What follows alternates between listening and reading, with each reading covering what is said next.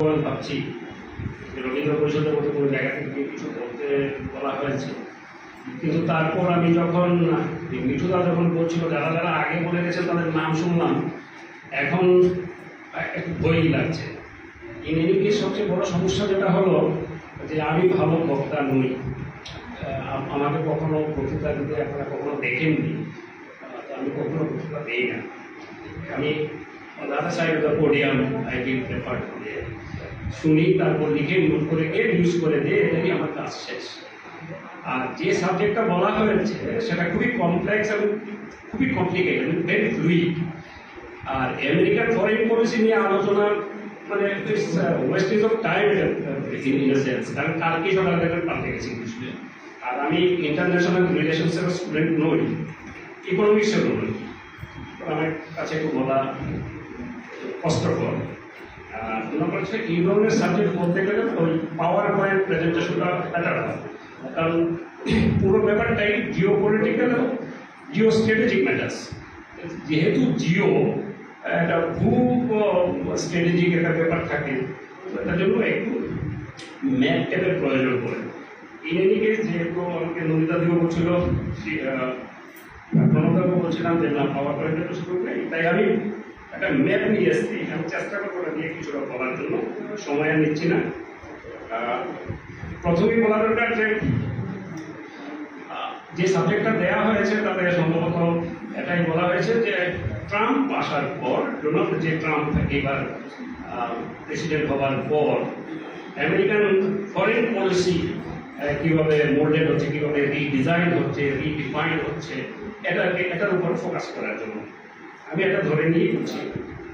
আমি এটাকে দুটো ভাগে ভাগ করতে চাই। ফার্স্ট, ভেরি সিম্পল, যে ট্রাম্প আসার পর মূলত সব কিছুই খুব যে কি বলে আমেরিকান ফার্স্ট, আমেরিকান ফার্স্ট একটা স্লোগানের উপর ভর করে ইনওয়ার্ড ডিপ্লোমেসির দিকে বেশি যাচ্ছে, ইনওয়ার্ড পলিসি।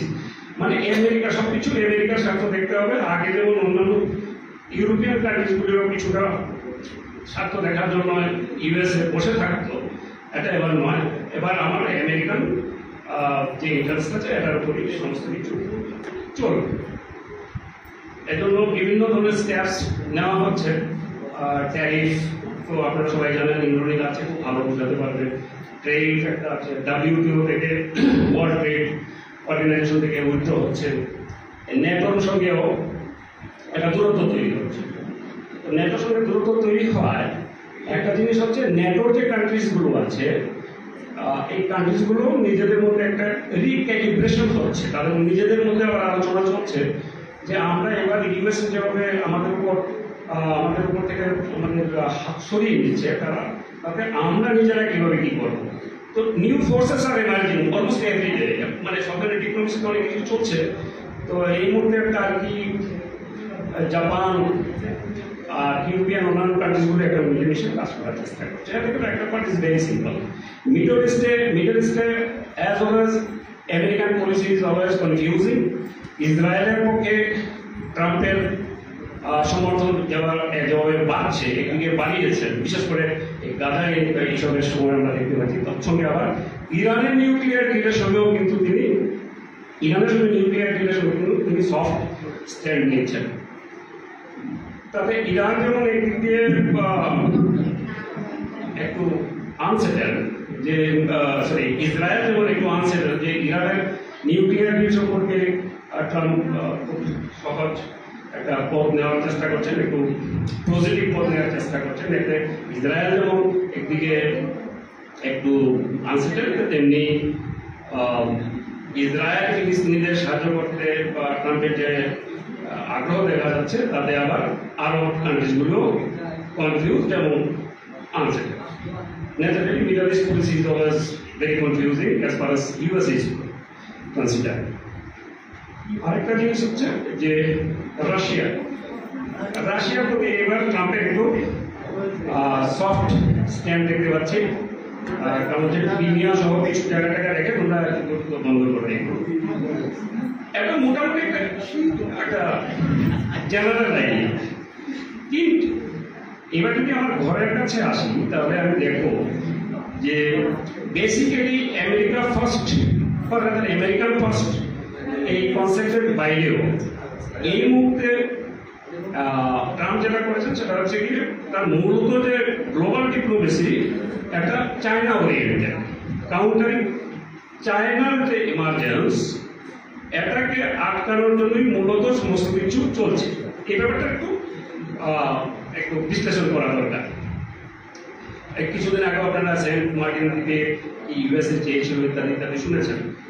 তো তবে আমরা কিভাবে চলতো সাউথ ইস্ট এশিয়ান কান্ট্রিজে চায়নাকে কাউন্টার করতে গেলে সাউথ ইস্ট এশিয়ান কান্ট্রিজে American presence is very very important, strategic presence. এইবার এর মধ্যে পাকিস্তানও জড়িয়ে গেছে। Pakistan is not exactly part of south east Asia, কিন্তু পাকিস্তানও জড়িয়ে গেছে। এইদিকে অনেকগুলি কান্ট্রিজ সাউথ এশিয়ান কান্ট্রিজ হয়ে গেছে, আপনারা সবাই জানেন। অনেকগুলি countries Thailand, Myanmar, Laos, Cambodia, Vietnam, Philippines, then ফিলিপিন্সের একটা পার্ট হলো ইন্দোনেশিয়া, মালয়েশিয়া। এই ব্যাপারটা বুঝতে গেলে এবার আমার ম্যাপের একটু সাহায্য নিতে হয় আর একটু ছোট্ট ঐতিহাসিক এনাক্ডোটস নিতে হয়। 1963-তে আইয়ুব খানের সময় পিওকের একটা পার্ট উপরের দিকে, পিওকের একটা পার্ট প্রায় 2500 স্কোয়ার কিলোমিটার এটাকে চায়নাকে দিয়ে দেওয়া হয়। এটা এখনো চায়নার আন্ডারে আছে। 1963 যে সময় চায়না এই পিওকের এই পার্টটা নেয়, তার একটা স্ট্র্যাটেজিক রিজন ছিল। এবার আমি যদি চায়নার দিকে দেখি, আপনারা যদি চায়না দেখেন, China is a huge country. Try to understand, China is a huge country. এটা কি হয়েছে, অলমোস্ট অল ডেভেলপমেন্টস যা হচ্ছে সব ইস্টার্ন সেক্টর। এই যে আপনারা দেখুন এখানে হচ্ছে সাউথ চায়না সি, তার উপরে ইস্ট চায়না সি। এই জায়গাটা নিয়ে মূলত এখানে বেজিং। আপনারা দেখবেন এই জায়গাটাতে সমস্ত কাজগুলো আটকে আছে, সমস্ত ডেভেলপমেন্ট গুলো মূলত এই জায়গা থেকে শুরু হচ্ছে, তারপরে করছে এখান থেকে ধীরে ধীরে পৌঁছাচ্ছে এই side, western side. Long March এইসব জায়গাতেই হয়েছে, ওই দিকটাতে হয়নি, এইসব জায়গাতে হয়েছে। এইবার কোন ডেভেলপমেন্ট, একটা কান্ট্রির ডেভেলপমেন্টের জন্য যা দরকার ফুয়েল, একটা অর্থনৈতিক ইন্ডাস্ট্রি আছে। ফুয়েলের ডেভেলপমেন্ট, ফুয়েলটা যত বেশি আমি ইউজ করতে পারি, যত তাড়াতাড়ি আমি আমার জায়গাতে পৌঁছাতে পারি, তার উপর নির্ভর করে আমার ডেভেলপমেন্ট কি হবে। তো ফুয়েলটা থেকে আসে চায়না, বুঝার জন্য বলছি। এই হচ্ছে gulf of Hormuz, state of Hormuz, gulf of Aden. পুরো মিডল ইস্ট থেকে তেলটা আসে এই দিক, দেখা যায় তো এই দিক দিয়ে আসে। এবার তেলটা আমার চায়নাতে বুঝতে হবে, ফুয়েলটা যাবে কি করবে, যেতে হলে তাকে আসতে হয় এই নিচে, ঠিক আছে, এই নিচে। এবার উঠলো উপরে, ডেভেলপমেন্ট এলো। এবার মালাক্কা স্টেট, মালাক্কা স্টেট দেখতে পাচ্ছেন, এই যে ছিল একটা আর্টিকেলের মধ্যে দিয়ে আসছে, এই একটা ভেতর দিয়ে এলো। এইবার পড়লো সাউথ চায়না সিতে, সাউথ চায়না সিতে গিয়ে গিয়ে গিয়ে গিয়ে এই জায়গা থেকে তেলটা এলো। সি কত বড় লং রুটটাকে নিতে হচ্ছে।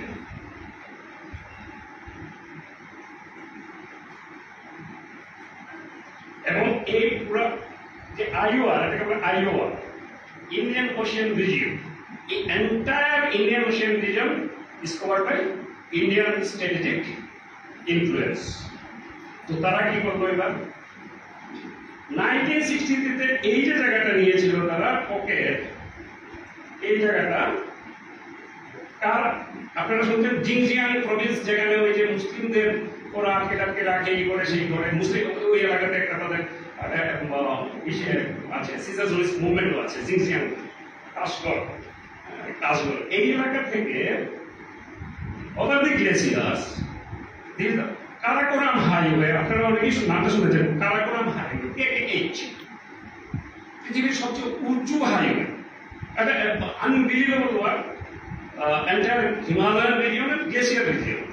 এইটার উপর দিয়ে কারাকোরাম হাইওয়েটা ওরা বানিয়েছে 1969-এ এই কারাকোরাম হাইওয়েটা কমপ্লিট চালু হয়ে যায়।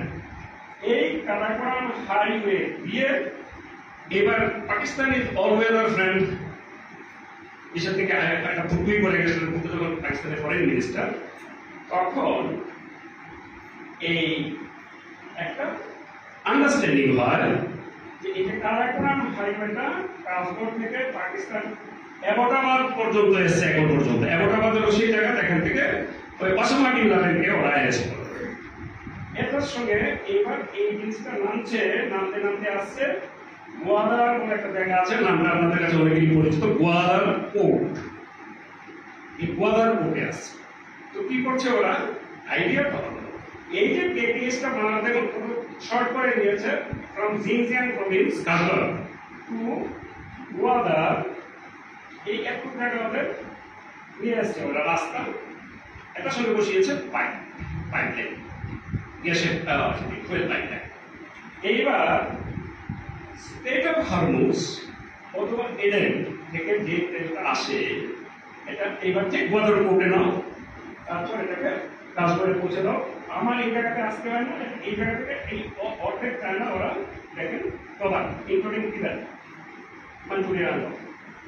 তো একটা হিউজ, এটা 1969 এর প্ল্যান। তো এটা করার জন্য তারপর কি করবো না, এটা তো একটা প্ল্যান চলছে, কিন্তু স্টিল দে ওয়েন্ট ফার্দার। তারা করলো কি, they have started developing ports. এইবার আসছে আপনারা দেখেন যে সব অসুবিধা পোর্টস ডেভেলপমেন্ট। হাম্বানটোটা একটা পোর্ট শ্রীলঙ্কা, হাম্বানটোটা পোর্ট ওরা ডেভেলপ করলো। তারপর এলো ওরা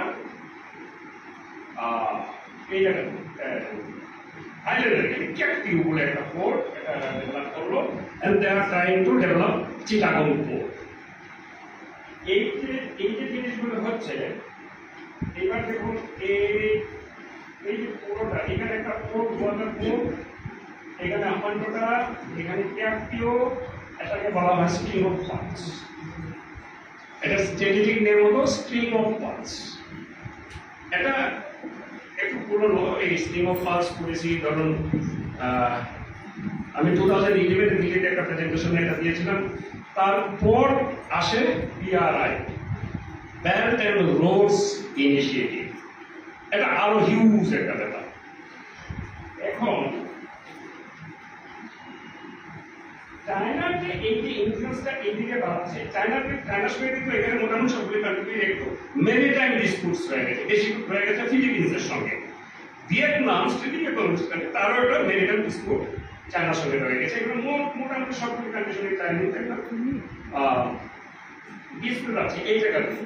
সাউথ চায়না সি থেকে সবারই নজর, চায়নার বেশি নজর, কারণ সাউথ চায়না সি প্রতি বছর $3.4 ট্রিলিয়ন হিসাবে মালপত্র আসা যাওয়া। তো শুধু কি মালপত্র আসা যাওয়া, শুধু ওই যে জাহাজ, এটাতে নর্থ প্যাসিফিক ওশনের সঙ্গে তার যোগাযোগ, এটাই কি শুধু 90% না, আরো আছে। সাউথ চায়না সির নিচে 195 ট্রিলিয়ন কিউবিক ফিট গ্যাস এবং পেট্রোল আছে। তাছাড়া অন্যান্য পোড়াছড়া তো আছে। এই হিউজ একটা রিসোর্সও এখানে রয়ে গেছে, এই জায়গাটার দিকে নজর দরকার না। এই যে কান্ট্রিগুলোর মধ্যে একমাত্র লাওস যদি বাকি, উনি লাওস ছাড়লে আর সবগুলি কান্ট্রি কিন্তু মোটামুটি সি অ্যাক্সেস হয়ে গেছে। Now China is trying to develop Mongla port also. They try to develop, and they have been trying for quite long time. Chinese say Chattogram airport, Capio, আমেরিকাও মাঝে মধ্যে ঢুকতে যায়, আমাকে বলে সেন্ট মার্টিন দাও, অমুক দাও, অমুক দাও। এখানে ওরা পোর্ট ডেভেলপমেন্ট না, ওরা চাইছিল যে এয়ারবেস। আমি যদি এই সাউথ চায়না এরিয়াটাকে যদি আমি আমার আন্ডারে আনতে পারি, আমি ইউএস এর আন্ডারে আনতে পারি, তাহলে এই যে Chinese development will be seriously affected.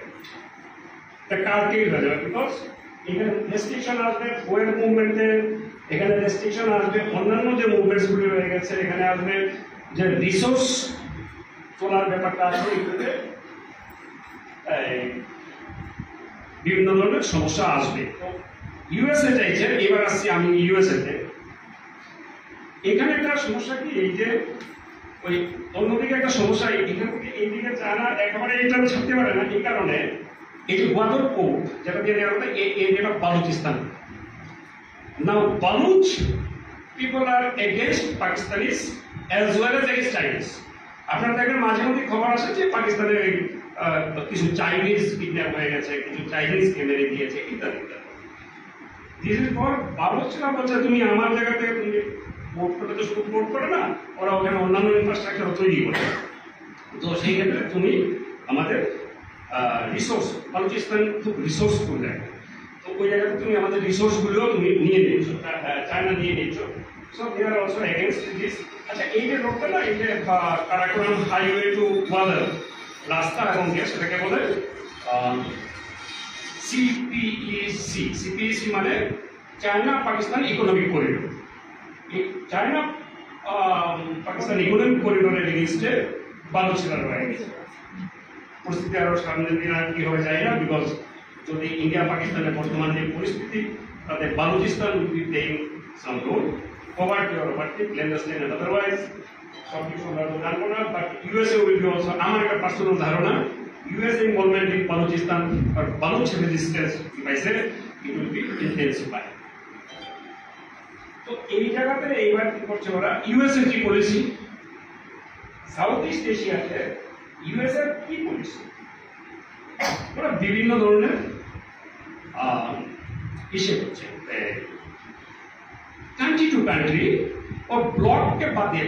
ট্রাম্পের একটা বিশেষ জিনিস আমি পড়াশোনা করে যা দেখলাম, যে উনি যেমন আসিয়ানকে উনি রাখতে রাজি নয়, কিন্তু আসিয়ান কান্ট্রিদের সঙ্গে ইন্ডিপেন্ডেন্টলি উনি সম্পর্ক তৈরি করতে চান।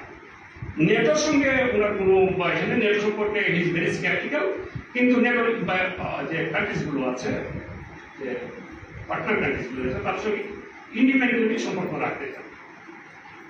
তো ইনি এবার USA policy is not exactly Trump policy, basically USA policy by and large একই, কিন্তু একটু অ্যাগ্রেসিভ অ্যান্টি চাইনিজ বা কাউন্টার চাইনিজ পলিসিতে ট্রাম্পের approach is slightly aggressive, not slightly, I would say it's overtly aggressive.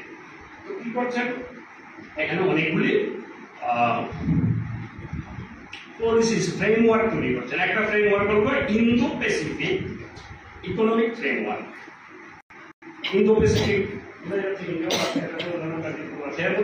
এইখানে যে কান্ট্রিগুলো দেখছেন, these are very small countries, but these are very powerful countries as far as ocean resources are concerned.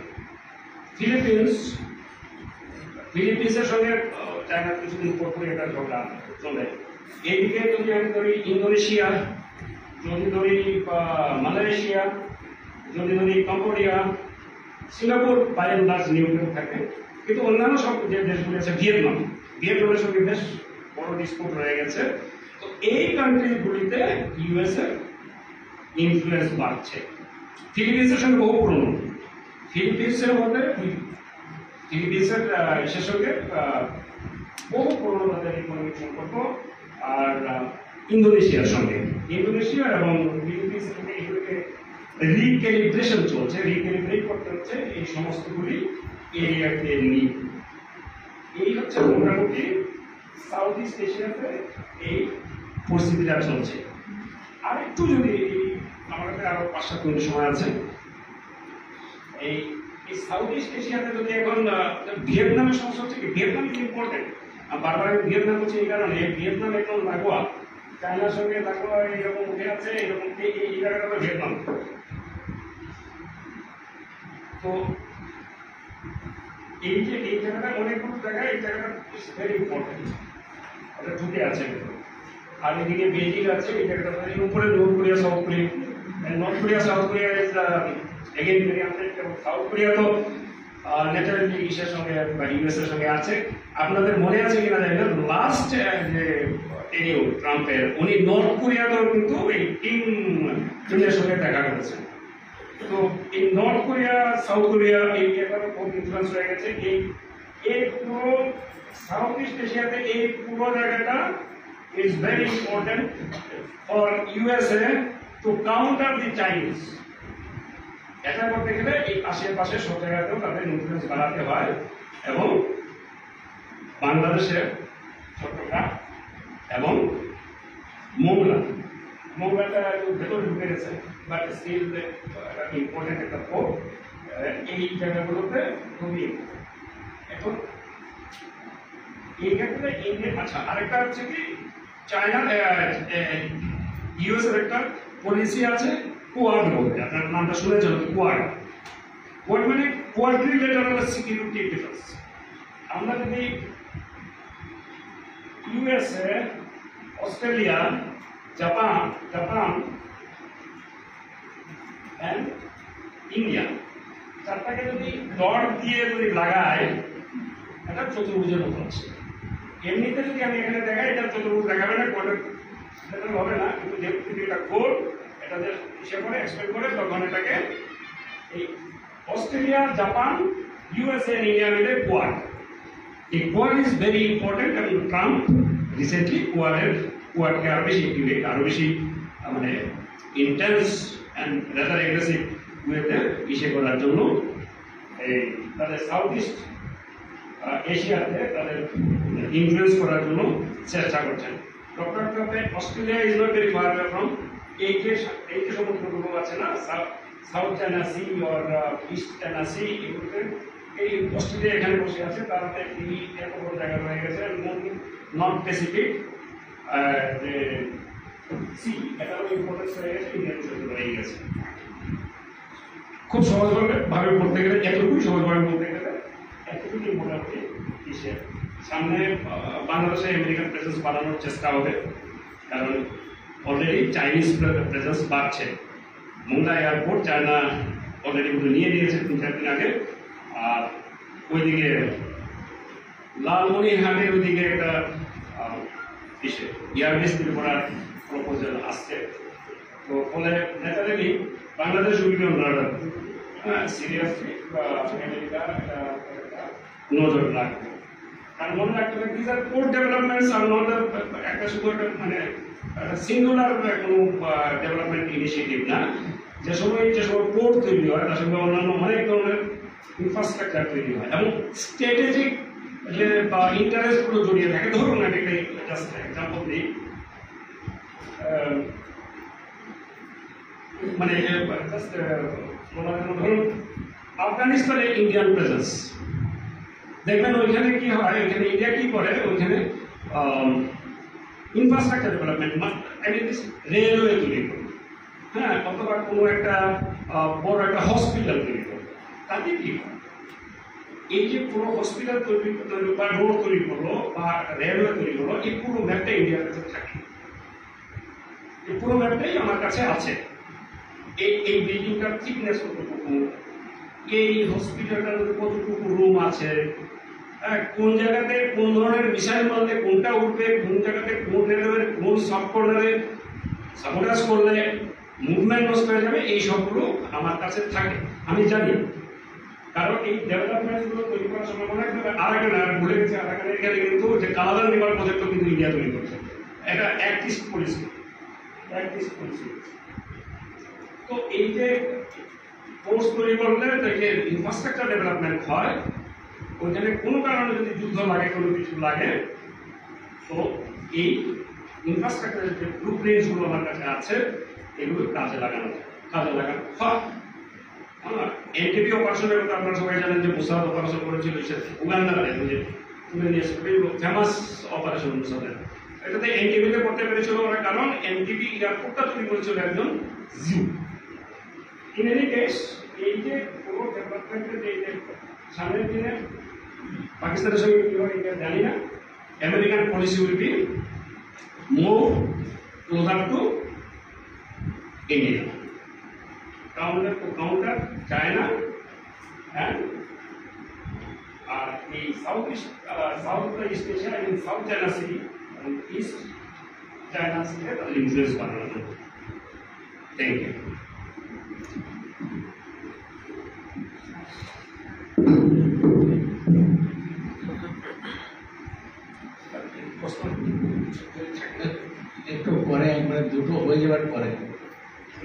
দুটো